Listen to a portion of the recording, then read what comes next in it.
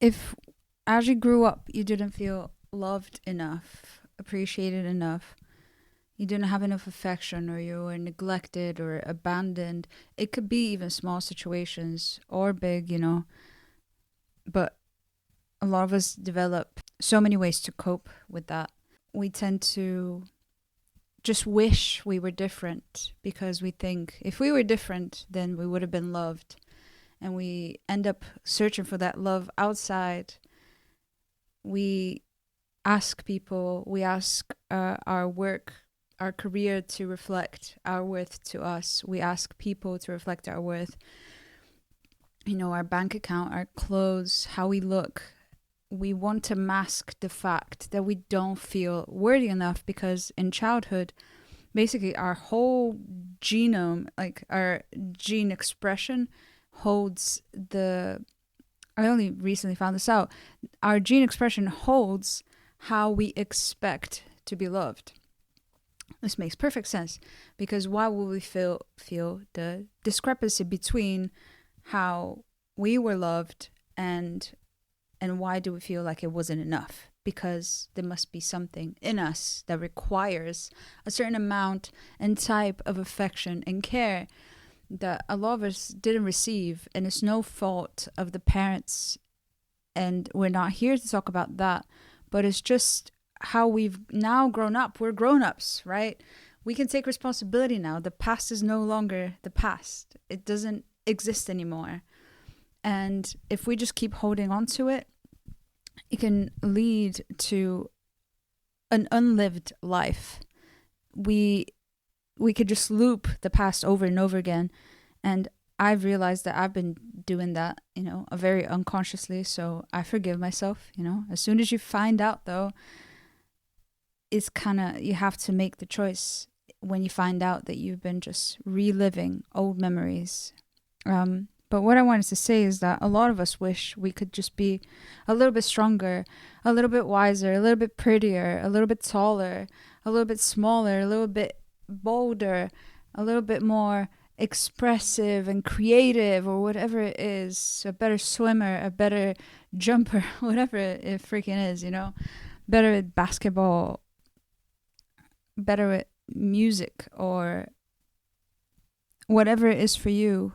If you keep wishing, if you keep having that expression, if only I had all this money, I could do this. And I completely acknowledge privilege and that money does actually solve a lot of problems. But I just want to talk about our inner world here because that tends to reflect outside. And what happens is we think that if we reach a certain point, everything will be fine. But the thing is, that point never comes. It's like a black hole. If you've ever tried to love someone who doesn't love you back, and you just give and give and give, and they just don't reciprocate, you've felt this. You've given so much, and you just don't get it back, and it doesn't make you feel any way. Or when you ask for the love, even when the person gives it, it doesn't feel the same because doesn't feel genuine anymore. And you end up in that trap that is actually, we are creating it because we're constantly trying to get the outside to prove our worth. And it's a very sad place to be.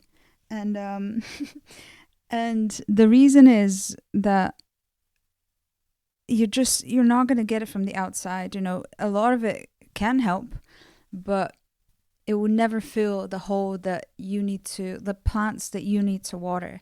It's like getting angry at your plants that they're not growing when you're not watering them. Because there are plants, as I said, we're grown-ups, we're adults.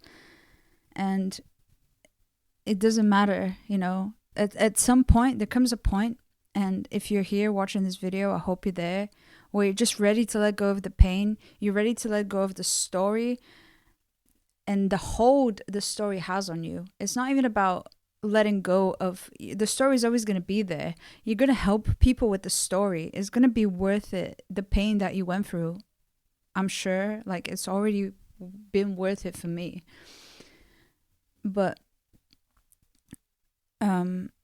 there comes a point where you're just like, I need to start anew, and you keep trying, and Monday comes again, and you're like, I'm going to start on Monday, and then you do it for 1 or 2 3 days, and it just doesn't work. And I'm not saying this video will solve all that, but I just want to give you a perspective that I recently got that completely changed how I feel about this. Let me see what I have in my notes, okay?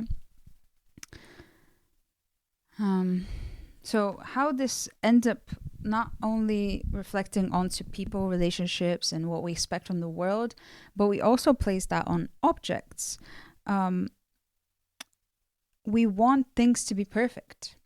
We want things to be a certain way for us to be content. That discontentment with our life because we don't have enough self-worth, because we're mad at the world, we live in it and we just keep projecting it outside, and we can't really remember that it's not other people's business to actually make us feel better. And we have so much that we can do on our side that will actually make on the inside, that will make the outside a lot less, it will have a lot less of an effect on how we are. We thought that perfection actually equals worth. We thought if we could be perfect, then our parents would love us in the way that we want. So we kept trying and trying to please them. And this kind of perfectionism, because perfectionism is not really, it's an elusive term. It doesn't really mean anything, because it's subjective. Beauty is subjective, and all these things that we can't really put a finger on it. We can't have a unanimous decision, right? So another thing I wanted to say is that we felt love is deserved by default. That inherently, you were born, you deserve love, which is true. You deserve love. Everyone deserves love inherently. And because we felt that way, we felt kind of entitled to that love. So when it doesn't come, we tend to transfer that feeling onto objects. What we do has to be perfect, right? Because we are not. So we're like, you have to be perfect to prove my worth. What I do with you has to be perfect, so I can prove to others through you, through my creation or whatever it is, that I am worthy. No, sis, no. And what ends up happening, and what happened to me as well, is that because I have that expectation that everything has to be a certain way and it has to happen easily because I deserve it, I feel entitled, right? There is an entitlement there because, as what I said, we feel entitled to love. And love never got there. So we're like, where is it? I feel entitled to this love. And we're trying to find it through all this, affirmation from others, So what happens is we don't actually become a master in our lives. We forget that things actually that are good and valuable, the most valuable things require a lot of time, a lot of effort, and it is such a rewarding thing to actually put your eggs in a basket and carry that basket, whatever you want to say. However, it's just effort over a long time, consistency, perseverance. It pays off. It massively pays off. And I just wanted to tell you that today, that the thing that changed me is actually a concept by Sam Vaknin. He's a professor of psychology. He's very active on YouTube. I highly recommend. I think he's got 2 channels, and I listen to him so much. And he just brings hard truths, and in a very funny and intelligent way. Obviously, you'll see him if you check him out. But what he said is that basically, you have 2 choices. So you have the self-image, right, of who you're supposed to be, that perfect, loved version of you. and you have the version that you actually are. So you either, me and you, this is the crux. You either have to choose to adopt a negative self-image and to think of yourself as bad and to accept your negative qualities, accept your shadow. But I'm saying it and actually doing it is very, very, it's a deep work. It's a very hard process. But as we said, valuable things require effort. So I hate that we forgot that as a society in this, like, we have such a short attention span and we just want everything to be quick now because so many things have been made to be quicker and easier. So we either have to accept that we're just not good. And I'm not saying that we're bad only, but we do have negative traits, and we're just going to not live up to our expectations. And we're not going to keep digging the black hole with perfectionism. Sorry, I don't know what that was. We can't keep digging the black hole just and expect something else to happen. It's pointless. I know you know this. I know this so well. And I'm tired of it. I'm so tired of it. I'm tired of just pushing and like chasing things and trying to find something on the outside when I have a lot of it on the inside. You know, I love people. I love connection. I'm not saying this to neglect connection, but more so just to embrace connection with self first and foremost. Especially for women, I think that's way more crucial to us because we're so nurturing and caring by nature that we want to be outside of ourselves and like care for this and care for that, etc. Again, just to kind of prove our worth. But it's gonna take for us to be out of our comfort zone to actually change. So, and we don't want to do that anymore. Anyhow, our first choice, as I said, is just to accept. I'm just gonna be a villain, you know, and just accept that and live that way and not try anymore. Because if you accept that you're the villain, you're not gonna read self-help books. You're not gonna watch channels like this or whatever it is. You're gonna stop trying.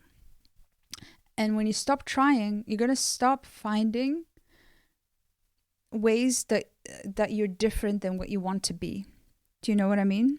Because you've given up, kind of. And it doesn't have to be necessarily a bad giving up, because sometimes there's just the step towards what I'm going to tell you. The other choice is number 2. Because we must accept that we have a shadow. We must accept that we are not actually that ideal version right now. And that perfection is actually, perfection and imperfection can be the same thing, because it's all subjective. And most of all, there is only one reality that we're living in, that we're sharing. There's only one reality that you're walking through moment to moment. So that means it's either or. It's either all perfect or it's all imperfect. And we can't know it. So it's just about perspective, because reality cannot change right now, as in only your choice can change. I'm going to talk about this in the choice number 2, but it's either or. It doesn't even mean anything. It doesn't mean anything. So choice number 2 is to actually do the things that you want to do. The reason that a lot of us don't reach our goals is because we give up too quickly, because we want to be good quickly, because of that entitlement, because we're still lacking that love.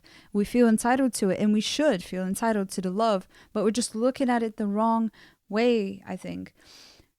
How love works is it's a choice. It's a constant choice to love someone, to love yourself, to embrace like who you are, to respect your environment, respect nature, respect your body and how you feed it, respect your friends, respect the wishes of, you know, your colleagues, whatever, you know what it is for you.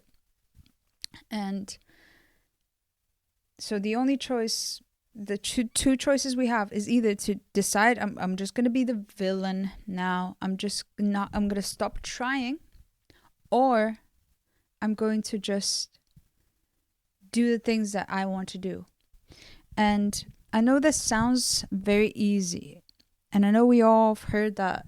I know we've seen just do it videos, and whatever kind of content you watch to kind of hype yourself up, or music you listen to, and or whatever hack you find, or like book that you're like, oh my god, it's gonna change my life, and it doesn't, because your self-image is the same.